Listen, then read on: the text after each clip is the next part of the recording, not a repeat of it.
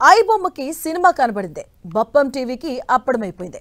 Total గా ఈ cinema piracy సైట్ల owner కి సీన్ సితారైపోయింది.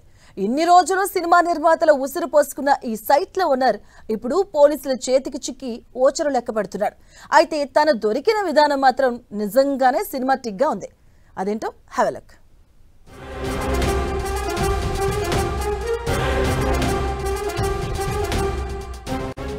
ఐ బొమ్మ క్లోజ్. స్వయంగా ఓనర్ చేతే బ్లాక్ చేయించిన సిసిఎస్ పోలీసులు. వందల సినిమాల అనఫిషియల్ అప్లోడ్.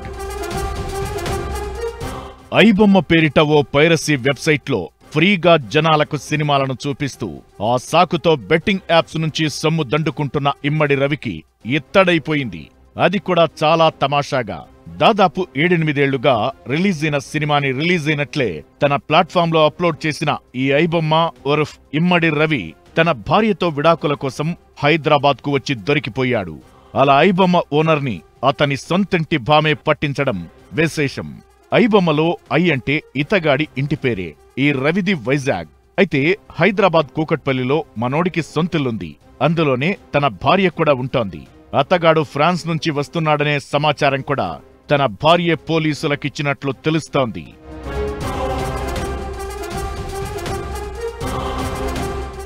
ఇమ్మడి రవికి భార్యతో విభేదాలు ఉండటంతో పరస్పరం ఓ మాట అనుకుని విడిపోయేందుకు డిసైడ్ అయ్యారట. అయితే పోలీసులు అతని కోసం వెదుకులాట సీరియస్ గా ప్రారంభించడంతో మనోడు ఇండియాకి రావడం మానుకున్నాడు. యూకే, ఫ్రాన్స్ లో చక్కర్లు కొట్టేవాడు. కాని తన భార్యతో విడాకులకు అతను రావడం తప్పనిసరి కావడంతోనే ఫ్రాన్స్ నుంచి వచ్చాట. అలా పోలీసులు ఇమ్మడి రవిని క్యాచ్ చేశారు.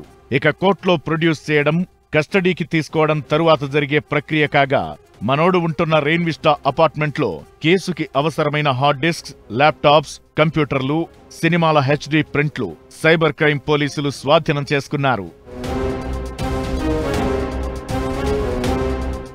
గత నెలలో సైబర్ క్రైమ్ లో తాను ఉన్నతాధికారిగా ఉన్నప్పుడు ఈ ఐ బొమ్మ సహా పలువురు సినిమాలను ఎలా పైరసీ చేస్తున్నారో అప్పటి కమిషనర్ సివి ఆనంద్ బయటపెట్టారు.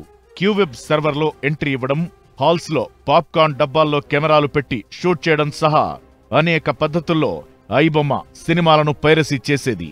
ఇప్పుడు ఐ బొమ్మ బప్పం టీవీ సైట్లు బ్లాక్ కావడంతో నెటిజన్స్ సరదాగా అయ్యో మా ఎంటర్టైన్మెంట్ దూరమైంది అంటుంటే, సినిమా నిర్మాతలు మాత్రం కాస్త రిలీఫ్ గా ఫీల్ అవుతున్నారు. తెలుగు సినిమా ఇండస్ట్రీకి దాదాపు 3000 కోట్ల నష్టం ఈ ఒక్క ఐ బొమ్మతోనే వాటిల్లగా మిగిలిన వాటి భరతం కూడా పట్టాలని కోరుతున్నారు.